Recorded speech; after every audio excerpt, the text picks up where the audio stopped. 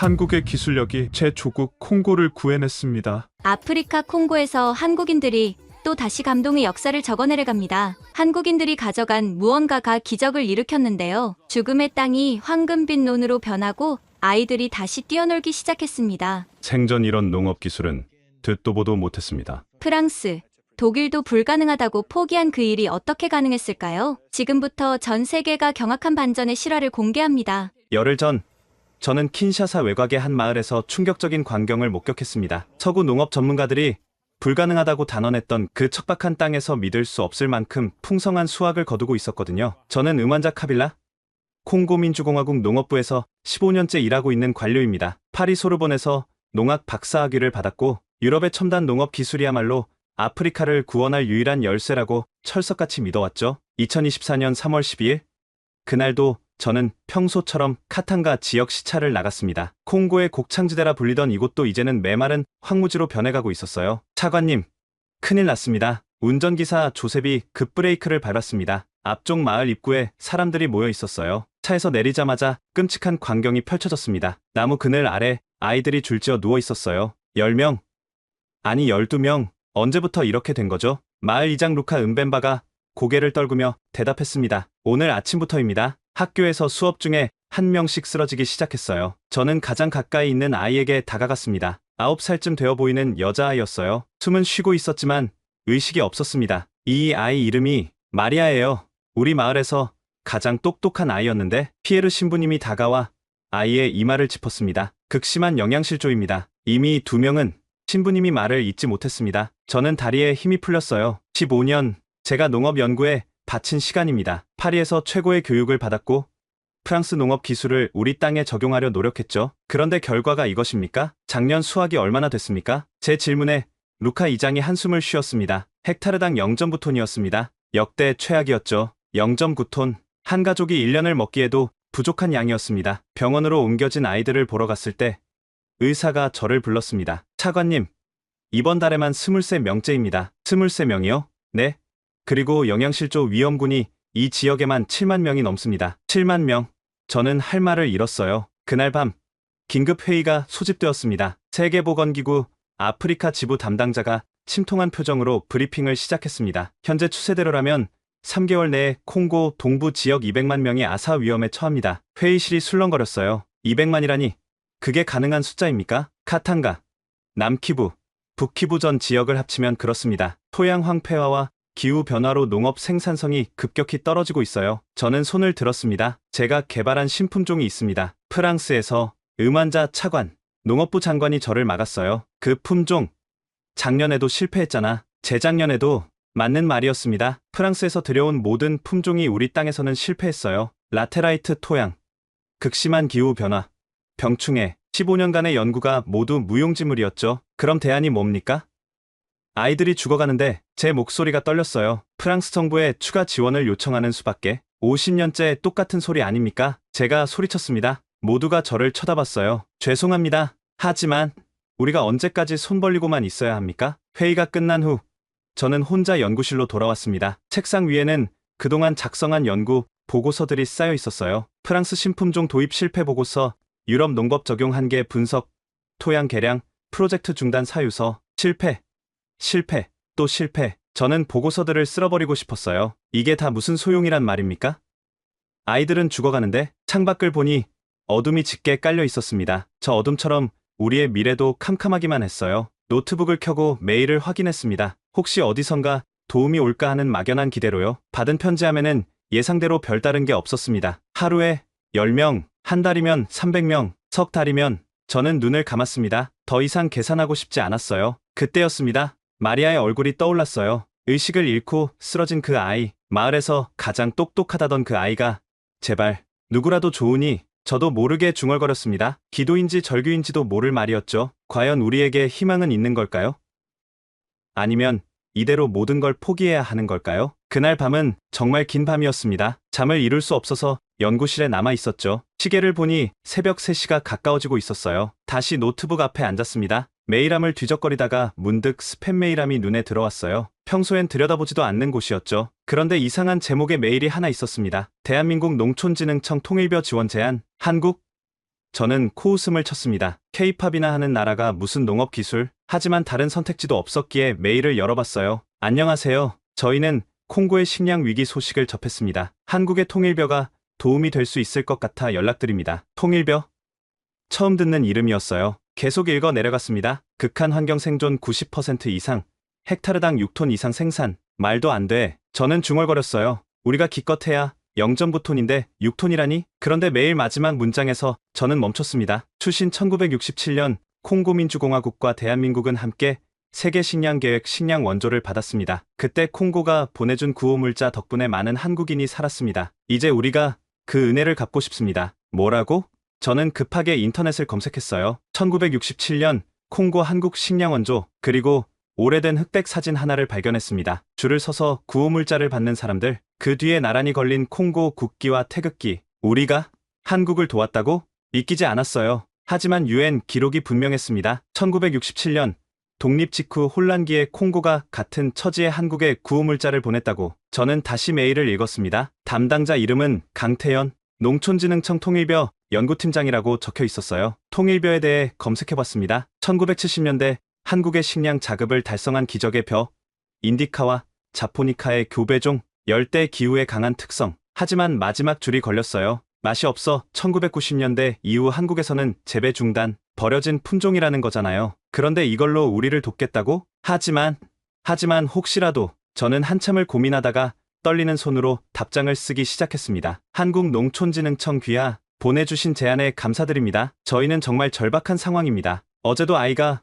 12명이나 쓰러졌고 그중 2명은 이미 죄송합니다. 감정적이 되었네요. 만약 통일벼가 정말로 우리를 도울 수 있다면 제발 도와주십시오. 우리에게는 시간이 없습니다. 세계보건기구는 3개월을 말하지만 저는 한 달도 남지 않았다고 생각합니다. 참고로 저희 지역은 라테라이트 토양의 연평균 기온 35도, 우기와 건기가 극단적으로 나뉩니다. 프랑스 품종도 모두 실패한 곳입니다. 그래도 시도해보고 싶습니다. 아니, 시도해야만 합니다. 부디 답변 주시기 바랍니다. 음원자 카빌라, 콩고민주공화국 농업부 차관. 전송 버튼을 누르는 순간 저는 이상한 느낌이 들었어요. 50년 전 우리가 준 도움이 이렇게 돌아올 줄 누가 알았을까요? 아침 해가 떠오르고 있었습니다. 밤새 잠을 못 잤지만 이상하게 피곤하지 않았어요. 오히려 가슴 한구석에 작은 희망이 피어나는 것 같았죠. 집으로 돌아가면서 저는 처음으로 기도를 했습니다. 종교는 없지만 누군가에게 간절히 빌고 싶었어요.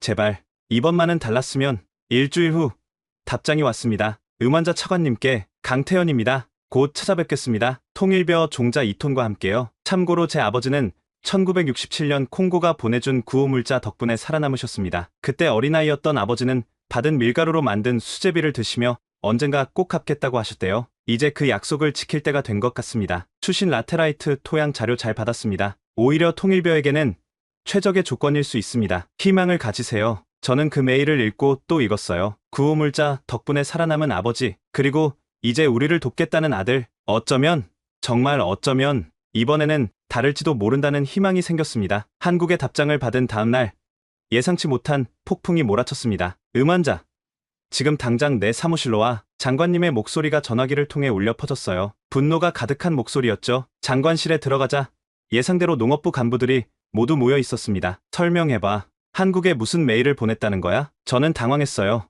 어떻게 벌써 알았을까요? 그게 식량 위기 해결을 위해. 미쳤어? 부장관이 소리를 질렀습니다. 정부 승인도 없이 외국의 도움을 요청했단 말이야? 그것도 하필 한국에? 프랑스가 50년간 실패한 일을 아시아 국가가 해결한다고? 재무 담당관이 비웃었어요. 국제적 망신이야. 우리가 그렇게 무능해 보여? 사방에서 비난이 쏟아졌습니다. 프랑스도 못한 일을 K-팝 나라가? 자존심도 없나? 유럽도 포기한 땅인데. 저는 참다 못해 소리쳤어요. 자존심이 뭐가 중요합니까? 아이들이 죽어가고 있어요. 순간 정적이 흘렀습니다. 어제도 12명, 오늘도 8명. 우리가 자존심 따지는 사이에 몇 명이 더 죽어야 합니까? 제 목소리가 떨렸어요. 그리고 한국을 무시하지 마세요. 1967년 우리가 그들에게 구호물자를 보냈어요. 함께 어려웠던 시절이 있었다고요? 뭐라고? 저는 준비해온 사진을 보여줬습니다. 1967년 콩고와 한국이 함께 찍은 흑백 사진. 간부들이 놀란 표정으로 사진을 들여다봤어요. 이게 정말이야? 거짓말 같은데. 바로 그때 비서가 급히 들어왔습니다. 장관님, 한국 대사관에서 면담 요청이 왔습니다. 뭐, 농업협력건으로 시급히 뵙고 싶다고. 신뢰가 술렁거렸어요. 벌써 대사관까지 나섰다고? 2시간 후 한국 대사관. 저도 배석하게 되었습니다. 환영합니다. 한국 대사가 우리를 맞았어요. 50대 초반의 점잖은 분이었죠. 갑작스런 요청에 응해주셔서 감사합니다. 장관님이 딱딱하게 말했어요. 솔직히 당황스럽습니다. 우리 직원이 독단이 아닙니다. 대사가 미소를 지었어요. 오히려 저희가 먼저 제안했어야 했는데 늦어서 죄송합니다. 그는 태블릿을 꺼내 보여줬습니다. 이것 좀 보시죠. 화면에는 황금빛 논이 끝없이 펼쳐져 있었어요. 어디죠? 한국입니다. 1972년 통일벼를 심은 후의 모습이에요. 다음 사진을 넘겼습니다. 굶주린 사람들이 줄 서 있는 흑백 사진. 그리고 이게 그 3년 전 한국입니다. 불과 3년? 네. 3년 만에 식량 자급을 달성했습니다. 그게 통일벼의 힘입니다. 대사가 진지하게 말했어요. 그리고 이제 그 씨앗을 나눌 때가 됐다고 생각합니다. 왜 하필 콩고입니까? 장관님이 물었어요. 첫째, 콩고의 기후가 통일벼의 최적입니다. 둘째, 대사가 잠시 멈췄다가 말했어요. 1967년의 은혜를 잊지 않았기 때문입니다. 부장관이 끼어들었어요. 실패하면 어쩝니까? 프랑스도, 네. 알고 있습니다. 대사가 고개를 끄덕였어요. 하지만 시도도 안 하고 포기할 순 없지 않습니까? 매일 아이들이 죽어가는데 그 말에 모두가 침묵했습니다. 통일벼는 프랑스 품종과 다릅니다. 열대 기후에 최적화되어 있고 척박한 토양에서도 강한 생명력을 보입니다. 정말 가능한 일입니까? 장관님이 조심스럽게 물었어요. 장담할 순 없습니다. 하지만 가능성은 충분합니다. 이미 필리핀, 인도네시아에서 성공했으니까요. 대사관을 나오면서 장관님이 저를 불렀어요. 환자, 네, 장관님, 한국과 협력해봐. 단, 실패하면 제가 모든 책임을 지겠습니다. 장관님이 한숨을 쉬었어요. 너무 기대하지 마. 우리가 얼마나 많은 실패를 했는지 알잖아. 그날 밤, 저는 다시 메일함을 열었습니다. 강태현 씨에게서 새 메일이 와 있었어요. 일주일 후 도착 예정입니다. 통일벼 종자 2톤과 함께 가겠습니다. 그리고 혹시 링갈라오로 안녕하세요가 뭔지 알려주실 수 있을까요? 농민들과 직접 소통하고 싶어서요. 저는 한참을 그 메일을 바라봤어요. 링갈라오를 배우려는 한국인이라 어쩌면 이번엔 정말 다를지도 모른다는 생각이 들었습니다. 2024년 3월 25일 드디어 그날이 왔습니다. 저는 킨샤사 국제공항으로 향하면서 계속 자문했어요. 이번엔 정말 다를까? 아니면 또 다른 실망일까? 지난 15년간 수많은 외국 전문가들을 만났습니다. 하나같이 우리를 가르치려고만 했죠. 현장은 보지도 않고 이론만 늘어놓는 사람들이었습니다. 또 어떤 거만한 전문가가 올까? 저는 팔짱을 끼고 도착 게이트 앞에서 기다렸습니다. 게이트가 열렸습니다. 승객들 사이로 한 남자가 걸어 나왔어요. 평범한 인상의 50대 초반. 큰 배낭 하나와 작은 가방만 들고 있었죠. 은봉기 환자 차관님. 그가 먼저 다가왔습니다. 링갈라오로 인사를 한 거예요. 안녕하세요. 환자 차관님이시죠? 저는 강태현입니다. 악수를 하는 순간 저는 놀랐어요. 그의 손은 부드럽지 않았습니다. 굳은 살이 박인 흙을 만지는 사람의 손이었죠. 링갈라오를 하시네요. 아직 서툴러요. 일주일 동안 급하게 배웠거든요. 공항을 나서자 콩고의 열기가 덮쳤습니다. 기온은 38도. 덥죠. 괜찮습니다. 이 정도는 한국 여름과 비슷해요. 그가 웃으며 말했어요. 오히려 좋네요. 통일벼가 좋아할 날씨입니다. 차 안에서 저는 단도직입적으로 물었습니다. 강 박사님, 왜 하필 콩고입니까? 실패할 확률이 높은데 모르겠습니다. 그의 대답이 의외였어요. 하지만 해봐야겠죠. 안 하면 영원히 모르니까요. 그런 아니란 게 아닙니다. 그가 조용히 말했어요. 다만 겸손할 뿐이죠. 제가 콩고를 얼마나 안다고 성공을 장담하겠어요? 저는 할 말을 잃었습니다. 지금까지 만난 전문가들은 늘 자신만만했거든요. 카탄가로 가는 5시간. 강태현은 계속 창밖을 보며 뭔가를 적었어요. 뭘 그렇게 보시는 거예요? 토양 색깔이요. 점점 붉어지네요. 전형적인 라테라이트군요. 알고 계셨군요. 자료로만 봤는데 실제는 더 선명하네요. 마을에 도착했을 때 사람들이 모여 있었습니다. 또 외국인이 왔네. 이번엔 얼마나 갈까? 수근거리는 소리가 들렸어요. 그때 강태현이 놀라운 행동을 했습니다. 은봉기, 현지 트위어로 인사를 한 거예요. 사람들의 표정이 바뀌었습니다. 링갈라오도 하고 트위어도 아세요? 루카 이장이 놀라서 물었어요. 조금 배웠습니다. 발음이 이상한가요? 서툴긴 했지만 그 노력에 사람들이 조금씩 마음을 열었어요. 숙소로 가시죠. 제가 안내하려 했지만 그가 고개를 저었습니다. 먼저 논을 보고 싶은데요. 지금요? 비행기에서 내리자마자 해가 있을 때 봐야 정확해요. 고집을 꺾을 수 없어서 논으로 갔습니다. 갈라진 땅, 죽은 작물들, 처참한 광경이었죠. 그런데 강태현이 갑자기 신발을 벗기 시작했어요. 뭐 하시는 거예요? 들어가 봐야죠. 맨발로요? 그는 정말 맨발로 논에 들어갔습니다. 50도가 넘는 뜨거운 땅이 발을 지질 텐데도 아랑곳하지 않고 이리저리 돌아다녔어요. 쪼그려 앉아 흙을 만지고 냄새 맡고 심지어 맛까지 봤습니다. 미친 사람 아냐? 구경하던 농부가 중얼거렸어요. 하지만 저는 달랐습니다. 그의 진지한 표정에서 뭔가를 느꼈거든요. 1시간 후 흙투성이가 된 그가 논에서 나왔어요. 어떠세요? 가능성이 있어요. 그가 확신에 찬 목소리로 말했습니다. 산도가 낮고 철분이 많지만 통일벼라면 견딜 수 있을 거예요. 그날 저녁 마을 사람들이 준비한 소박한 식사, 옥수수죽과 야채 몇 가지가 전부였어요. 이렇게 초라한데 루카 이장이 미안해했습니다. 아니에요. 감사합니다. 강태현은 정말 맛있게 먹었어요. 제 아버지도 이런 걸 드셨어요. 한국전쟁 때는 이것도 귀했다고. 식사 후 그가 작은 봉투를 꺼냈습니다. 이게 뭐죠? 통일벼 종자예요. 여기서부터 시작해봅시다. 작은 봉투를 보며 저는 의구심이 들었어요. 이걸로 뭘 할 수 있다는 거지? 하지만 그의 다음 말에 뭔가 느껴졌습니다. 씨앗은 작지만 희망은 큽니다. 함께 키워봐요. 그날 밤 물을 마시러 나왔다가 밖을 봤더니 강태현이 손전등을 들고 다시 논으로 가고 있었어요. 저 사람은 대체 다음날 그를 찾아갔습니다. 어젯밤에 왜 또 논에 가셨어요? 밤 온도도 확인해야 해요. 벼는 24시간 자라니까요. 그 순간 깨달았습니다. 이 사람은 정말 다르구나. 돈을 위해서도 명예를 위해서도 아닌 진짜로 우리를 돕고 싶어 하는구나. 강 박사님. 네. 혹시 정말 될까요?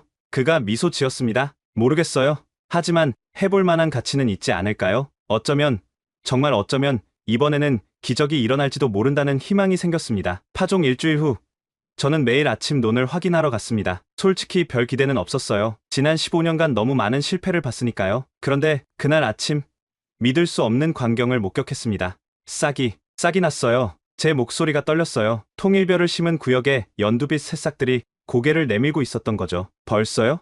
마을 사람들이 모여들었습니다. 프랑스 총자는 보름이 지나도 안 났는데 강태현이 새싹을 살피며 설명했어요. 통일벼는 발화가 빨라요. 그리고 보세요.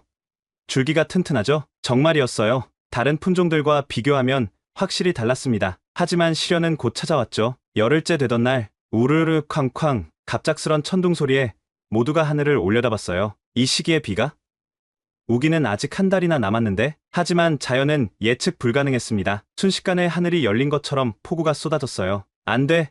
새싹들이 다 쓸려갈 거야. 저는 거의 울 것 같았습니다. 이제 막 희망이 보이는데 또 물거품이 되는 건가? 그런데 강태현은 달랐어요. 비옷도 없이 논으로 뛰어들었습니다. 위험해요. 들어오세요. 제가 소리쳤지만 그는 빗속에서 뭔가를 확인하고 있었어요. 3시간. 폭우가 계속된 시간이었습니다. 비가 멈춘 후 우리는 논으로 달려갔어요. 예상대로였습니다. 프랑스 품종 구역은 완전히 쓸려가 있었어요. 흔적도 없이 사라졌죠. 역시 안 되는구나. 농부들이 한숨을 쉬었습니다.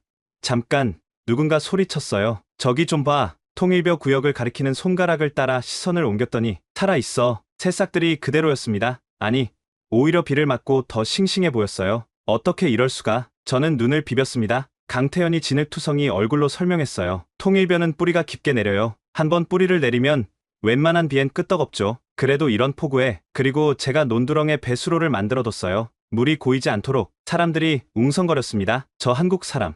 뭔가 다르네. 비를 예상했다는 거야? 하지만 시련은 계속됐습니다. 이틀 후 정반대 상황이 벌어졌어요. 기온이 갑자기 45도까지 치솟은 거죠. 이번엔 타 죽겠구나. 모두가 절망했습니다. 땅은 금세 바싹 말랐고 논바닥이 거북등처럼 갈라졌어요. 물이라도 돼야 하는데 하지만 우물마저 거의 바닥난 상태였습니다. 일주일간의 폭염, 모두가 포기하려던 순간이었어요. 논에 가봅시다. 강태현이 우리를 이끌었습니다. 그리고 또 한 번의 기적? 말도 안 돼. 저는 숫자를 몇 번이나 다시 확인했어요. 프랑스 품종 생존율 25% 통일벼, 생존율 89%. 강태현이 새싹 하나를 뽑아 보여줬습니다. 보세요.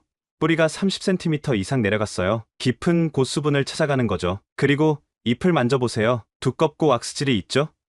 수분 증발을 막아줘요. 정말 놀라운 일이었습니다. 한 농부가 다가와 물었어요. 그럼 정말 이 땅에서도 농사가 가능하다는 거요? 그런 것 같습니다. 그 말에 사람들 눈에 희망이 번졌어요. 그로부터 보름 후 메뚜기다. 누군가의 외침에 모두 밖으로 뛰쳐나왔습니다. 하늘이 까맣게 변했어요. 메뚜기 때였죠. 끝났다. 이번엔 정말 끝이야. 메뚜기가 지나간 자리엔 풀 한 폭이 남지 않는다는 걸 모두 알고 있었습니다. 그런데 이상한 일이 벌어졌어요. 메뚜기들이 통일벼는 다른 작물보다 훨씬 적게 먹는 거였습니다. 왜 덜 먹지? 강태현이 설명했어요. 통일벼 잎은 거칠고 질겨요. 메뚜기가 선호하지 않는 특성이 있죠. 완전히 안 먹는 건 아니지만 다른 먹이를 먼저 찾아요. 결과는 놀라웠습니다. 프랑스 품종 전멸 통일벼 피해율 15% 미만. 이 소식은 빠르게 퍼졌어요. 카탄가에 기적이 일어났대. 한국 벼가 메뚜기 피해도 견뎌 인근 마을에서 구경을 오기 시작했습니다. 2달째 통일벼는 무릎 높이까지 자랐어요. 바람에 흔들리는 푸른 물결을 보며 저는 눈이 뜨거워졌습니다. 아름다워요. 이게 정말 우리 땅에서 자란 거예요. 마을 여성들이 감탄했어요. 그때 마리아가 뛰어왔습니다. 영양실조로 쓰러졌던 그 아이가 이제는 건강해져서 돌아다니고 있었어요. 아줌마, 이거 봐요. 아이가 들고 온 건 통일벼 이삭이었어요. 벌써 이삭이 나왔어요? 그래. 곧 쌀이 될 거야. 정말요?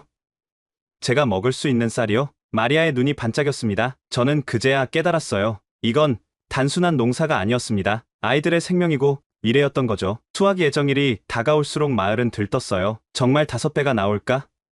아냐. 난 6배는 나올 것 같아. 기대와 희망이 부풀어 올랐습니다. 그리고 드디어 그날이 왔어요. 통일벼가 자라면서 마을의 작은 변화들이 시작되었습니다. 처음엔 아주 미묘한 변화였어요. 농민들의 표정이 조금씩 밝아지고 아침에 논으로 나가는 발걸음이 가벼워졌죠. 차관님, 좀 보세요. 어느 날 아침 루카 이장이 흥분해서 저를 불렀습니다. 무슨 일이에요? 통일벼 키가 제 허리까지 왔어요. 평생 이런 벼는 처음 봅니다. 정말이었어요. 불과 2달 만에 통일벼는 놀라운 성장을 보였습니다. 이 정도 속도면 강태현이 계산을 하더니 신중하게 말했습니다. 헥타르당 6톤까지 가능할 것 같습니다. 6톤이라고요? 저는 귀를 의심했어요. 우리가 기껏해야 0.9톤인데 보수적으로 잡아도 5톤은 넘을 거예요. 그 말이 퍼지자 마을 전체가 술렁거렸습니다. 정말 가능한 일인가?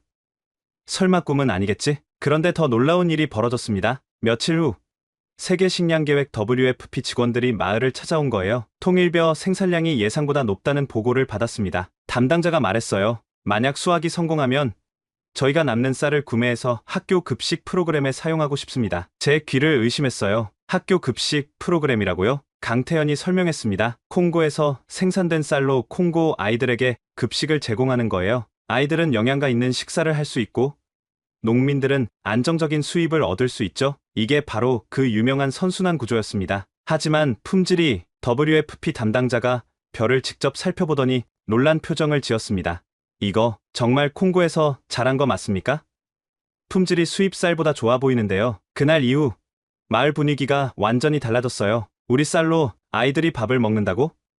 그럼 더 이상 굶는 아이가 없겠네. 여성들이 모여서 수다를 떨었습니다. 혹시 호텔에도 팔 수 있을까? 왜 못 팔아? 이렇게 좋은 쌀인데. 희망이 전염병처럼 퍼져나갔어요. 그러던 어느 날 피에르 신부님이 저를 찾아왔습니다. 음환자 차관님, 이거 좀 보세요. 신부님이 보여준 건 학교 출석부였어요. 뭐가 특별한가요? 마리아가 다시 학교에 나오기 시작했어요. 그것도 매일. 마리아가요?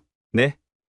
영양실조로 쓰러졌던 그 아이요. 이제는 집에서 하루 2끼는 먹을 수 있대요. 통일벼 수확 기대감 때문에 부모님이 희망을 찾았다고. 저는 가슴이 뭉클해졌습니다. 그런데 더 놀라운 건 마리아만이 아니에요. 이번 달 들어 학교에 오는 아이가 30%나 늘었어요. 30%나요? 네.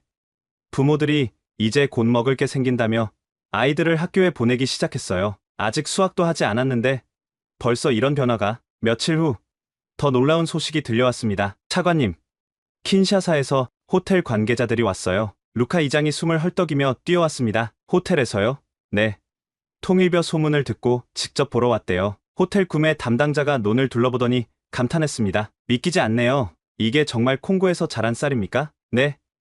100% 우리 땅에서 자랐습니다. 수확 후에 품질 검사를 해보고 싶습니다. 만약 기준을 통과하면 프리미엄 메뉴용으로 구매하고 싶어요. 프리미엄 메뉴. 마을 사람들이 서로를 바라봤습니다. 믿을 수 없다는 표정으로. 우리 쌀이 호텔 프리미엄 메뉴가 된다고? 그날 저녁 강태현과 함께 논두렁을 걸었습니다. 강 박사님, 정말 감사합니다. 아직 수확 전인데요. 하지만 이미 많은 게 변했어요. 사람들의 눈빛이 달라졌고 아이들이 학교에 가고. 강태현이 멈춰 서서 말했습니다. 이게 바로 제가 바랐던 거예요. 단순히 쌀을 생산하는 게 아니라 희망을 심는 거였죠. 해가 지고 있었습니다. 황금빛 노을이 통일벼 논을 비췄어요. 일주일 후면 수확이에요. 네?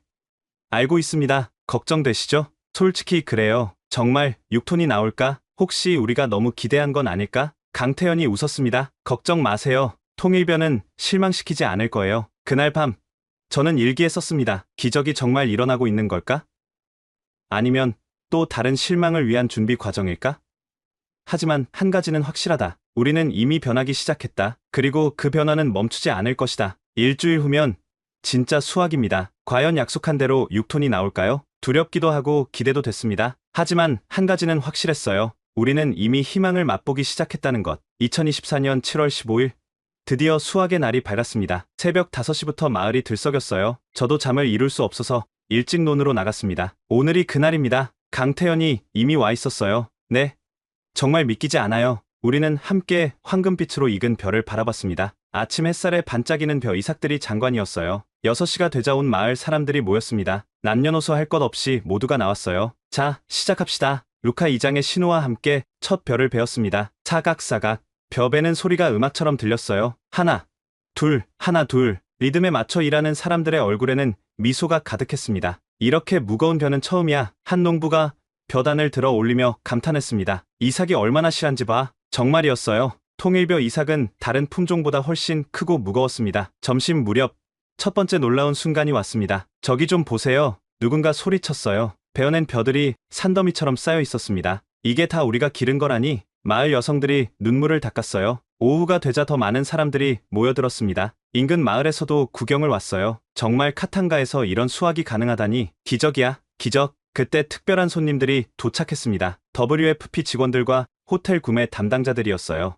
와, 이 정도 품질이면. 호텔 담당자가 벼 이삭을 만져보며 감탄했습니다. 해가 질 무렵 드디어 수확이 끝났습니다. 자, 이제 무게를 재봅시다. 모두가 숨을 죽이고 지켜봤어요. 첫 번째 가마니를 저울에 올렸습니다. 80kg, 평소의 3배가 넘는 무게였습니다. 정말이야? 저울이 고장난 거 아니야? 믿을 수 없어하는 사람들을 위해 다시 재봤지만 결과는 같았어요. 탈곡이 계속되면서 쌀이 쌓여갔습니다. 두둑두둑 나달이 떨어지는 소리가 경쾌했어요. 이게 다 쌀이라니. 한 할머니가 눈물을 흘렸습니다. 60년 살면서 이런 풍년은 처음이야. 저녁이 되자 마을 전체가 축제 분위기가 됐어요. 오늘은 통일벼로 밥을 지어봅시다. 피에르 신부님의 제안에 모두가 환호했습니다. 큰 솥에 통일벼 쌀을 넣고 밥을 지었어요. 밥 짓는 냄새가 마을 전체에 퍼졌습니다. 이 냄새 좀 맡아봐. 정말 고소해. 드디어 밥이 완성됐습니다. 첫 숟가락을 뜬 건 마리아였어요. 어때, 마리아야? 모두가 아이의 반응을 지켜봤습니다. 마리아가 한 입 먹더니 환하게 웃었어요. 맛있어요? 정말 맛있어요. 그 순간 환호성이 터졌습니다. 우리가 해냈어. 카탄가에서도 이런 쌀을 만들 수 있어. 사람들이 서로를 껴안고 춤을 췄습니다. 저도 통일벼 밥을 먹어봤어요. 포슬포슬하고 구수한 맛이 일품이었습니다. 이 맛이 바로 희망의 맛이구나. 강태현이 제 옆에 앉아 조용히 말했습니다. 어떠세요? 눈물이 날 것 같아요. 정말 해냈네요. 아직 시작이에요. 이제 계속 이어가야죠. 그날 밤 정확한 수확량 집계가 나왔습니다. 루카 이장이 떨리는 목소리로 발표했습니다. 여러분, 믿기 어렵겠지만 헥타르당 6.2톤입니다. 순간 정적이 흘렀습니다. 그리고 6.2톤이라고? 우리가 0.9톤이었는데? 거의 7배야. 7배. 광장이 떠나갈 듯한 환호성이 터졌습니다. WFP 담당자가 앞으로 나왔습니다. 축하합니다. 이 품질이면 당장 학교 급식용으로 구매하겠습니다. 그리고 그가 잠시 멈추더니 미소를 지었습니다. 내년부터는 구매량을 3배로 늘리고 싶습니다. 호텔 담당자도 계약서를 꺼냈습니다. 저희도 월 5톤씩 구매하고 싶습니다. 프리미엄 가격으로요. 프리미엄 가격? 일반 쌀보다 50% 비싼 가격이었습니다. 마을 사람들이 서로를 바라봤어요. 믿을 수 없다는 표정으로. 우리 쌀이 프리미엄이라고? 그날 밤은 마을 역사상 가장 행복한 밤이었습니다. 곳곳에서 노래소리가 들렸고 사람들은 밤새 춤을 췄어요. 저는 조용히 자리를 빠져나와 논가에 앉았습니다. 뭘 생각하세요? 강태현이 다가왔어요. 15년이에요. 제가 이 일을 한 게 그동안 단 한 번도 이런 기쁨을 느껴본 적이 없었어요. 이제 시작이에요. 시작이라고요? 네. 통일벼는 이모작이 가능해요. 연간 12톤도 가능하다는 거죠. 12톤. 상상도 못한 숫자였습니다. 그리고 이제 콩고가 다른 나라를 도울 차례예요. 우리가요? 왜 못하겠어요? 씨앗은 나눠야 더 많이 열매 맺는 법이니까요. 그의 말에 저는 깊이 생각에 잠겼습니다. 받기만 하던 나라에서 주는 나라로. 정말 가능한 일일까요? 멀리서 마리아가 뛰어왔습니다. 아줌마, 아저씨, 이거 보세요. 아이가 들고 온 건 작은 주머니였어요. 이게 뭐니? 통일벼 씨앗이에요. 우리 집에서도 심을 거예요. 아이의 눈이 별처럼 빛났습니다. 마리아야, 꿈이 뭐니? 강태현이 물었어요. 농업과학자가 될 거예요? 아저씨처럼 배고픈 사람들을 도울 거예요? 그 순간 저는 확신했습니다. 변화는 이미 시작됐고 이 변화는 멈추지 않을 거라고. 통일벼가 가져온 건 단순히 쌀이 아니었습니다. 희망이었고 미래였고 꿈이었던 거죠. 수학 이후 카탄가 마을은 완전히 달라졌습니다. 가장 먼저 눈에 띈 변화는 학교였어요. 차관님, 놀라운 소식이 있어요. 피에르 신부님이 숨을 헐떡이며 뛰어왔습니다. 무슨 일이세요? 학교 급식이 시작됐어요. WFP가 약속을 지켰습니다. 급식 첫날, 저는 학교를 방문했어요. 아이들이 줄을 서서 밥을 받고 있었습니다. 바로 우리가 수확한 통일벼로 지은 밥이었죠. 와, 밥이다. 진짜 쌀밥이야. 아이들의 환호성이 교실을 가득 채웠습니다. 선생님, 정말 맛있어요. 마리아가 빈 그릇을 보여주며 웃었습니다. 볼이 조금씩 통통해지고 있는 아이를 보니 가슴이 벅찼어요. 더 놀라운 변화는 그 다음에 일어났습니다. 학생 출석률이 40%나 올랐어요. 교장 선생님이 통계를 보여줬어요. 작년엔 60%였는데 지금은 거의 100%예요. 급식 때문인가요? 그것도 있지만 부모들이 희망을 찾았어요. 이제 먹고 살 수 있다는 희망을요. 며칠 후 또 다른 변화가 시작됐습니다. 우리 협동조합을 만들어요. 마을 여성들이 모였어요. 조합장이 된 은바 부인이 제안했습니다. 이름은 희망의 쌀이 어때요? 좋아요. 수확한 쌀을 함께 관리하고 판매하는 거예요. 희망의 쌀 협동조합이 탄생했습니다. 강태현이 포장 기술을 가르쳐줬어요. 깨끗이 도정해서 이렇게 포장하면 도시에서 비싸게 팔 수 있어요. 일주일 후 놀라운 일이 벌어졌습니다. 여보세요? 희망의 쌀 협동조합이죠? 전화를 받은 은바 부인이 놀란 표정을 지었어요. 네? 킨샤사 5성급 호텔에서요? 수도의 최고급 호텔에서 쌀을 구매하겠다는 연락이 온 거였습니다. 품질이 아주 좋다고 들었어요. 프리미엄 메뉴에 사용하고 싶습니다. 일반 쌀보다 70% 비싼 가격을 제시했어요. 소식이 퍼지자 다른 호텔과 레스토랑에서도 연락이 왔습니다. 우리 쌀이 프리미엄이래. 여성들의 자부심이 하늘을 찔렀어요. 그런데 가장 큰 변화는 따로 있었습니다. 어느 날 한국에서 특별한 손님들이 왔어요. 안녕하세요. 저희는 한국대학생 봉사단입니다. 10명의 젊은이들이 환한 미소로 인사했습니다. 통일벼 프로젝트 성공 소식을 듣고 왔어요. 한글도 가르치고 싶어요. 한글 교실이 열렸습니다. 자, 모두 따라해보세요. 안녕하세요. 안녕하세요. 아이들의 목소리가 교실에 울려 퍼졌습니다. 마리아가 가장 열심이었어요. 선생님, 고맙습니다는 어떻게 써요? 이렇게 쓰는 거야. 한국 대학생이 칠판에 한글을 적었습니다. 고맙습니다. 서툰 발음이었지만 진심이 담겨 있었어요. 일주일 만에 아이들은 간단한 한글을 읽고 쓸 수 있게 됐습니다. 엄마, 나 한국어 할 수 있어. 집에 가서 자랑하는 아이들 때문에 어른들도 관심을 갖기 시작했어요. 저도 배우고 싶어요. 청년들이 찾아왔습니다. 왜 한국어를 배우고 싶어요? 강 박사님이 보여준 농업 기술을 더 배우고 싶어요. 한국 자료를 직접 읽고 싶고요. 저녁이면 한글 교실은 늘 10,000원이었습니다. 그러던 어느 날 정부에서 연락이 왔습니다. 음환자 차관, 대통령께서 카탄가를 방문하신대. 대통령님이요? 일주일 후 대통령이 정말로 왔습니다. 황금빛 통일벼 논을 본 대통령은 감탄했어요. 이게 정말 우리 땅에서 자란 거요? 네. 대통령님, 100% 콩고산입니다. 믿기지 않는군. 대통령은 직접 밥을 먹어보고는 더욱 놀랐습니다. 이 맛이 정말 우수해요. 그리고 중대 발표를 했습니다. 통일벼 프로젝트를 전국으로 확대하겠습니다. 콩고가 아프리카의 쌀 바구니가 될 겁니다. 환호성이 터졌어요. 그날 저녁 특별한 만찬이 열렸습니다. 통일벼로 만든 다양한 음식들이 차려졌어요. 이 모든 게 통일벼로 만든 거예요? 네. 우리 여성조합에서 개발한 레시피예요. 은바 부인이 자랑스럽게 말했습니다. 대통령이 강태현에게 다가갔습니다. 정말 감사합니다. 한국이 우리에게 희망을 줬어요. 아닙니다. 콩고가 스스로 희망을 만든 거예요. 그날 밤 저는 일기에 썼습니다. 변화는 도미노처럼 퍼져나가고 있다. 쌀에서 시작된 희망이 교육으로, 경제로, 자존심으로 이어지고 있다. 우리는 더 이상 도움만 받는 나라가 아니다. 이제 우리도 누군가를 도울 수 있는 나라가 되어가고 있다. 창밖을 보니 별이 가득한 밤하늘이 펼쳐져 있었어요. 저 별들처럼 우리의 희망도 반짝이고 있었습니다. 통일벼 프로젝트가 성공한 지 6개월이 지났습니다. 저는 정부에 제출할 최종 보고서를 작성해야 했어요. 하지만 이번에는 평소와 달랐습니다. 어떻게 시작해야 할까? 컴퓨터 앞에서 한참을 고민했어요. 평소라면 객관적인 데이터와 건조한 분석으로 채웠을 텐데 이번에는 그럴 수 없었습니다. 결국 저는 완전히 다른 방식으로 쓰기 시작했어요. 콩고 민주공화국 대통령 각하, 저 음환자 카빌라는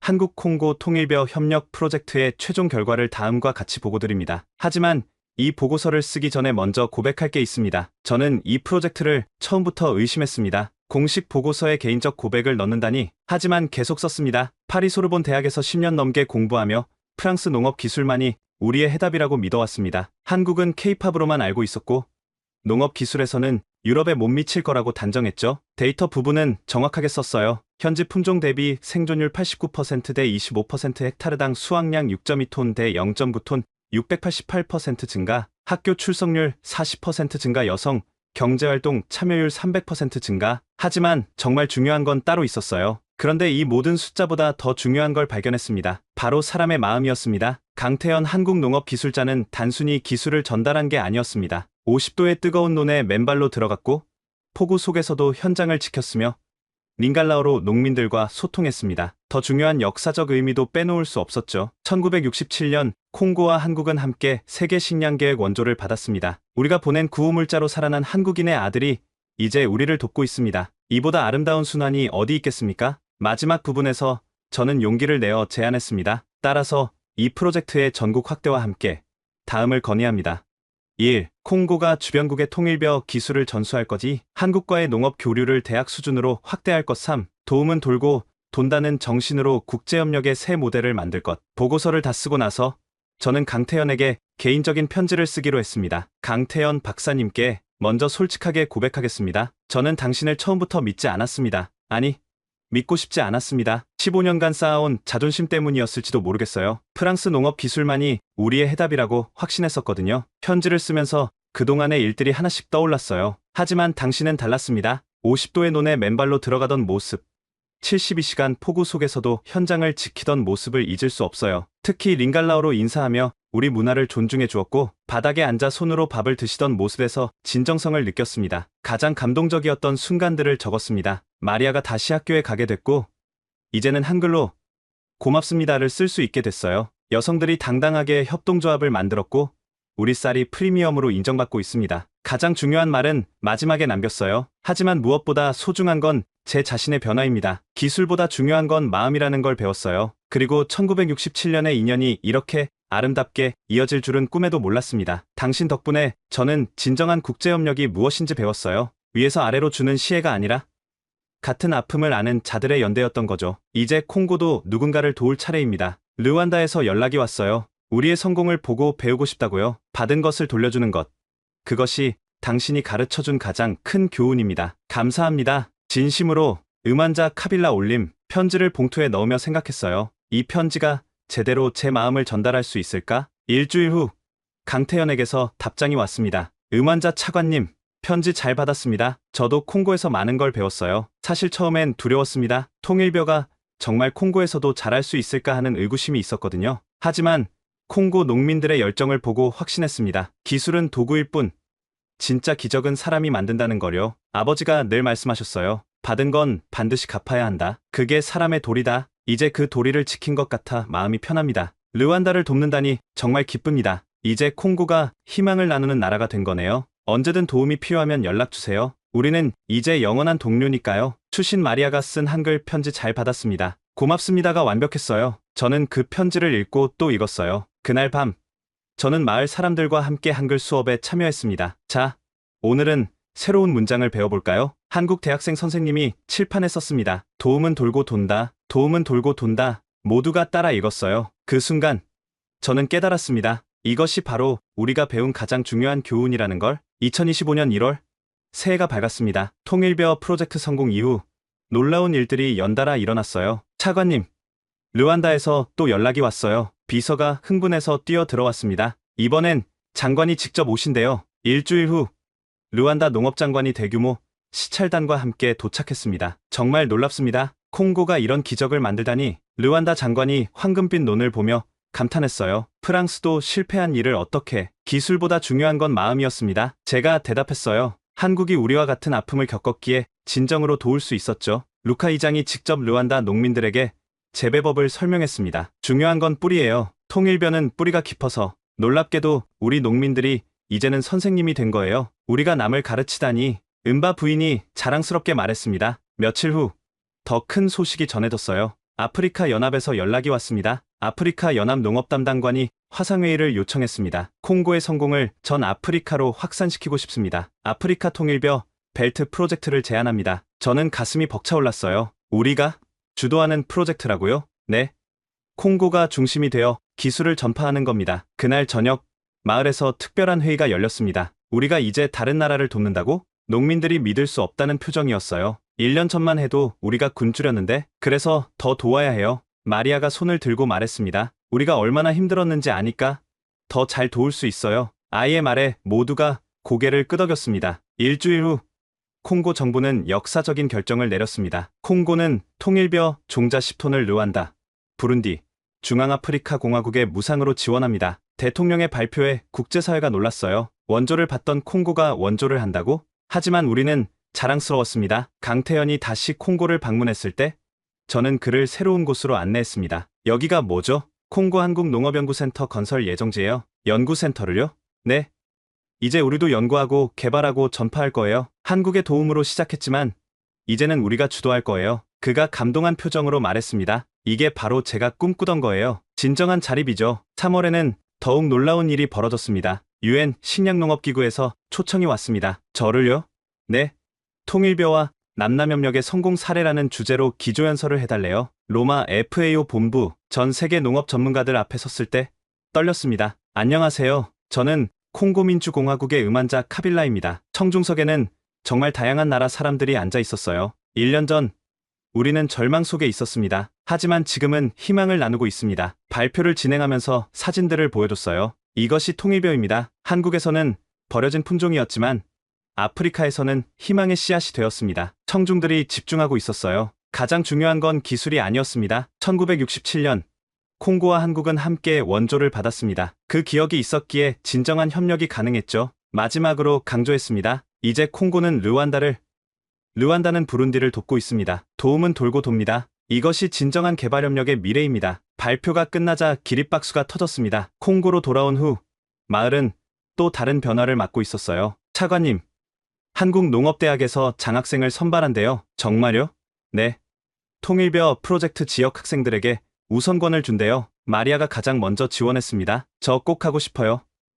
농업 공부에서 돌아와서 더 많은 사람을 도울 거예요. 면접을 보는 마리아를 보며 생각했어요. 1년 전 영양실조로 쓰러졌던 아이가 이제는 미래를 꿈꾸고 있다니. 그날 밤 저는 일기를 썼습니다. 오늘 우리는 탄자니아와 통일벼 협력 협정을 맺었다. 1년 전 아이들이 굶어 죽던 콩고가 이제는 5개국에 희망을 전하고 있다. 받는 나라에서 주는 나라로. 이것이 진정한 발전이 아닐까? 한국이 보여준 것처럼 우리도 할 수 있다. 도움은 돌고 돈다. 우리가 받은 사랑을 이제 우리가 전할 차례다. 2025년 5월 통일벼 프로젝트가 시작된 지 1년이 조금 넘었습니다. 카탄가 마을은 완전히 다른 곳이 되어 있었습니다. 마리아, 축하해. 온 마을 사람들이 모여 마리아를 축하하고 있었어요. 한국농업대학 장학생으로 최종 선발된 거예요. 정말 고마워요.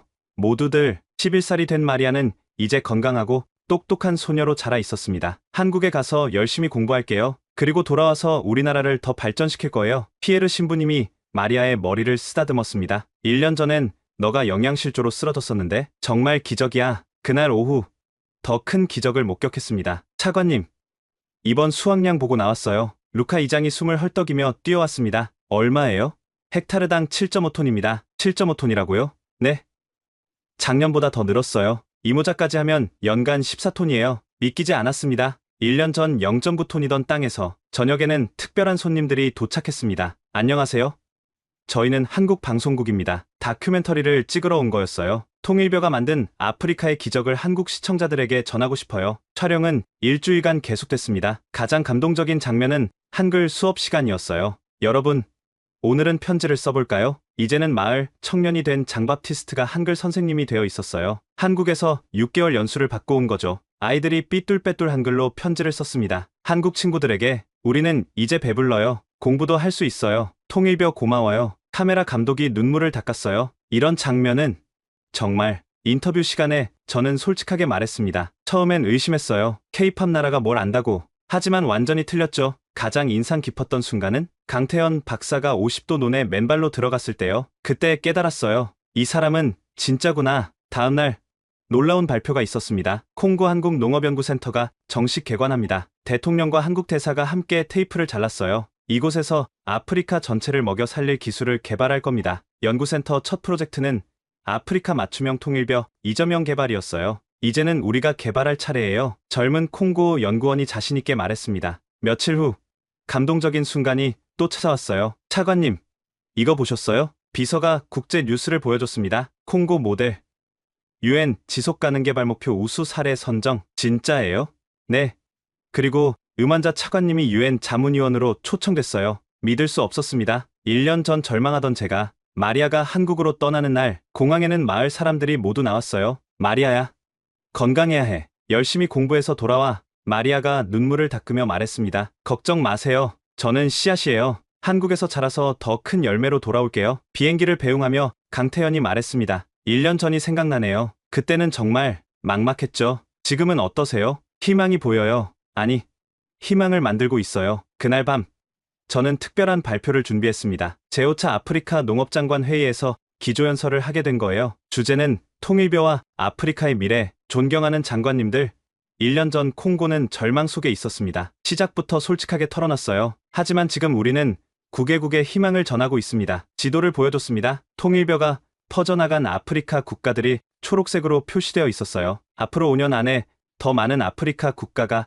식량 자급에 도전할 수 있습니다. 불가능해 보이시나요? 청중들이 숨죽이고 들었어요. 한국도 불가능했습니다. 우리도 불가능했습니다. 하지만 해냈습니다. 마지막으로 강조했습니다. 기술은 도구일 뿐입니다. 진짜 중요한 건 연대입니다. 함께 굶주렸던 나라들이 함께 일어서는 것. 그것이 진정한 발전입니다. 발표가 끝나자 아프리카 전역에서 협력 요청이 쏟아졌어요. 집으로 돌아오는 길에 문득 하늘을 올려다봤습니다. 별이 가득한 아프리카의 밤하늘. 1년 전 그날 밤에도 이렇게 별이 많았는데 그때는 절망뿐이었지만 지금은 희망이 가득했어요. 휴대폰이 울렸습니다. 마리아가 보낸 메시지였어요. 아줌마, 한국 도착했어요. 통일벼 연구소 갔는데 우리 사진이 걸려 있어요. 콩고가 만든 기적이라고. 정말 자랑스러워요. 저는 미소를 지었습니다. 그래, 이제 시작이야. 받는 나라에서 주는 나라로, 절망에서 희망으로. 그리고 그 희망은 계속 퍼져나갈 거야. 마치 통일벼의 뿌리처럼 깊고 넓게. 지금까지 콩고 민주공화국에서 일어난 놀라운 기적의 이야기 어떠셨나요? 버려진 씨앗이 희망이 되고 받던 손이 주는 손이 되는 아름다운 순환. 이것이 바로 진정한 국제협력의 모습이 아닐까요? 1967년 함께 굶주렸던 두 나라가 만든 이 기적은 지금도 계속되고 있습니다. 여러분도 이 감동적인 이야기에 마음이 움직이셨다면 꼭 좋아요와 구독 부탁드립니다. 그리고 무엇보다 이 영상을 공유해주세요. 절망 속에서도 희망을 만들어가는 사람들의 이야기가 더 많은 분들에게 전해져서 우리 모두가 희망의 씨앗을 심는 사람이 되길 바랍니다. 다음에도 더 감동적인 이야기로 찾아뵙겠습니다. 지금까지 코리아 원더풀이었습니다. 감사합니다.